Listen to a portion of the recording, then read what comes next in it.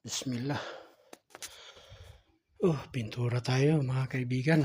Mga Saudi boy. Meron namang pintor dito pa yung pintura sa atin. Gusto nila, dami tayong ginagawa, no? Linis ka pa ng tae, magluto ka pa, driver ka pa, maging pintor ka pa. Anak ng buhay, oh. May gumagawang pintor, ayaw ipapintura sa iba. No?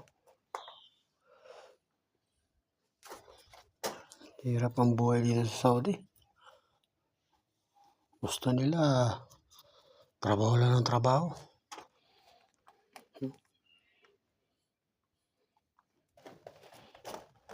Dapat natulog na lang ako nito eh. Talaga oh. Gusto nila lang talaga. Trabaho ka trabaho. Wala kang pahinga. Anak ng teteng yan oh.